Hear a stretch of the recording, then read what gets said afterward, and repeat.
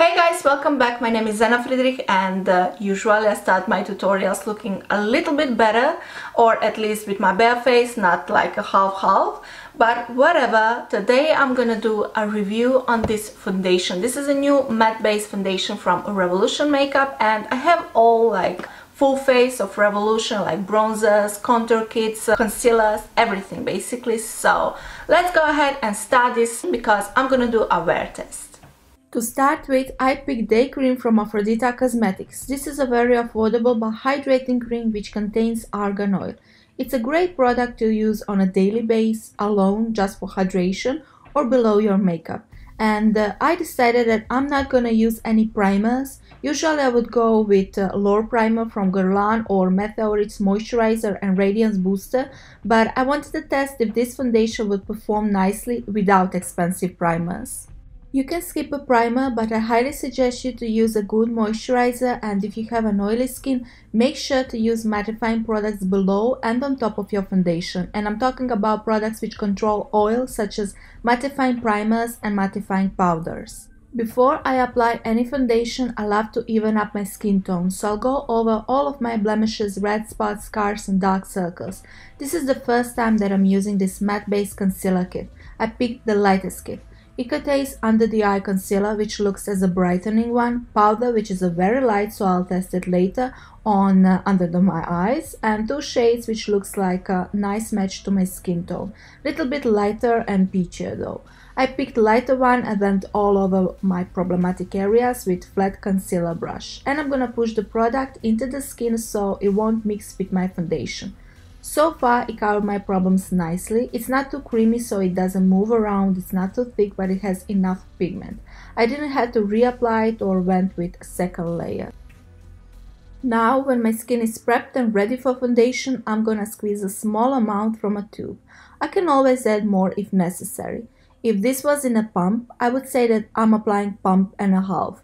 I have dry and dehydrated skin. I don't have problems with oils, but I have some dry patches on my jawline and nose. Certain foundations can look crusty on me because of that, and the key to make foundation work on dry skin is to drink more water, of course, and stay hydrated. Use hydrating creams, especially under your makeup, or moisturizing primers, and exfoliate your skin.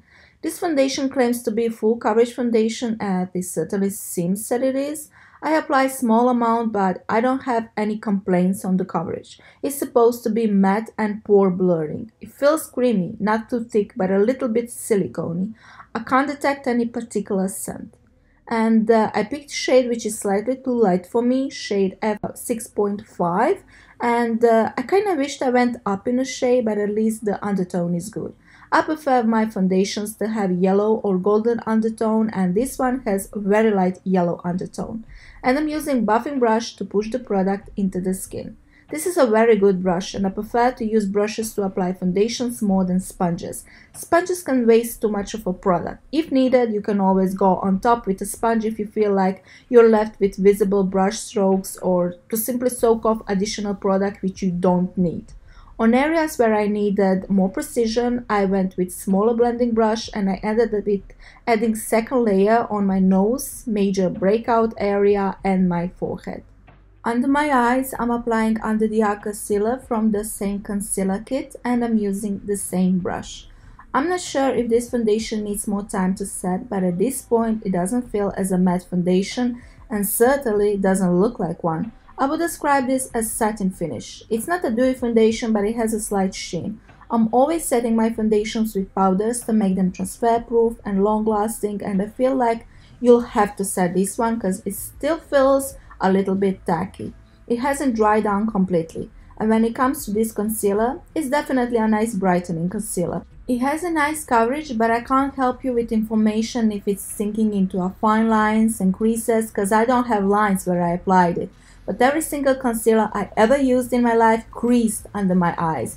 It's simply because I have lines under my eyes, and I'm okay with that, but I don't tolerate when they break and separate on me.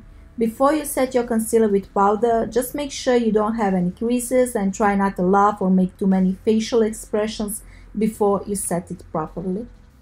Now I'm gonna continue with cream contouring, bronzing, highlighting, and all the other steps using all products from this brand. Revolution had a huge sale on their website a few days ago, so I picked some of the products which looked interesting. I even got a mystery bag with my purchase. I might film a haul video after I'm done with this review. And first I'm going to use this Pro HD Cream Contour Kit in light medium, and I'm picking the darkest shade. It looked way too dark once I applied it on my face, but luckily I didn't experience any problems with blending. I applied this shade along the outer perimeter of my forehead, temples, cheeks, under my jawline, even on my ear, but you can skip that step. Ear contouring is still not a thing. I like the green contour because it makes your contour more natural and long-lasting, and this palette looks promising so far. It's creamy but not greasy, and then with the lightest contour shade with grayish undertone, I contoured my nose. If you feel like you went too crazy with your creams, simply use Beauty Blender or any other damp sponge and go on top. Sponges are great when you want to get rid of unnecessary products which sits on top of your skin. Okay, so now I'm gonna set my under eye. Usually I'm setting my concealer right away because I'm doing contouring before concealer, but I switched those steps because of my viewers. I wanted to use concealer before so everyone interested in foundation and concealer part could check it at the very beginning. These contour palettes are not new releases, they've been around on the market at least for maybe 2 years. And you can get each one of them cream or a powder palette for less than £3 on their website at the moment. I definitely think they're worth it. This under the eye powder performed really nicely. It's smooth and finely milled. I still prefer no color powder from RCMA and Infinity Loose powder from Linda Halber Cosmetics, but for a drugstore price and this 4-pan compact, I really can't complain. It's a decent quality and the shade is a good match for me. It looks creamy, it's not too white. And to set the rest of my face, I went with both of these shades from HD Pro Powder Palette in shade Light Medium. And again, I really don't have any complaints. I do prefer my Meteorist ball from Guerlain, but you can't actually compare these two since those balls are illuminating and radiant, and these powders from Revolution are matte, and the price difference is absolutely out of the question. Now, when my base is completely set and not tacky at all, I'm going with the same powder palette and the darkest shade on top of all areas where I already cream contoured. And I'm using slightly tapered brush so I can precisely place my contour where I want it to be, instead of going with a bigger and fluffier brush which will disperse the pigment all over. And I'm starting my hairline, slowly approaching to the center once I have less pigment on my brush. This will give me that gradient blended contour without any hash lines. And I'm doing the same thing on my forehead. I'm starting on the outer perimeter as close to my hairline and slowly bringing it to the center. These powders are so nice and easy to blend. I can't believe they're selling these palettes for such an affordable price. Have you seen a handband that I'm using? It's actually a crown, a jewelry piece handmade by Ivana Nakit Šibenik.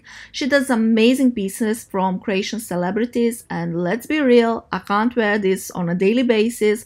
Just imagine me going to pick my packages in the post office or walking in a bank wearing a crown. Sometimes I wonder why people think I'm an arrogant person. Can you imagine the hate if I acted like that? At least I can wear it in my videos and use as a hairband.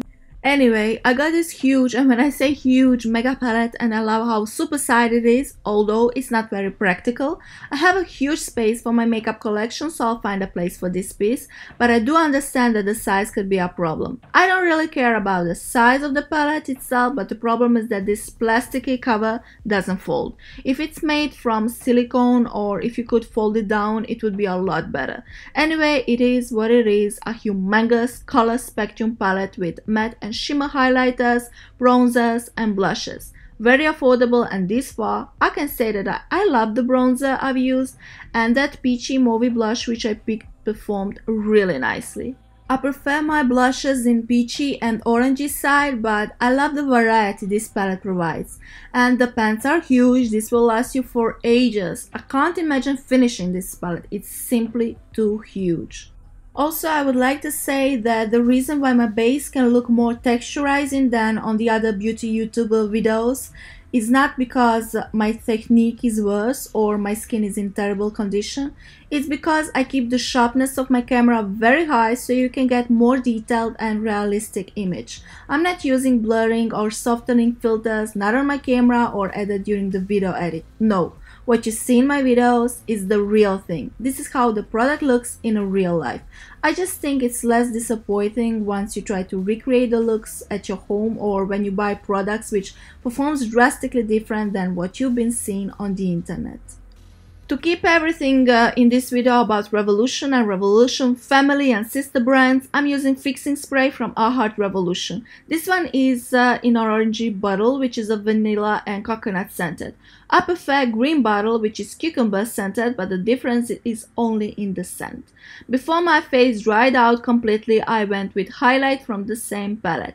And the highlight was so-so. I went with gold one, and on the highest points of my cheeks I went with icy shade just to make it more intense. It's not bad by any means, but I already have my favorite highlighters and it's kinda hard to impress me once after I tried Illuminati from Artist Couture or Rodeo Dry from Ofra.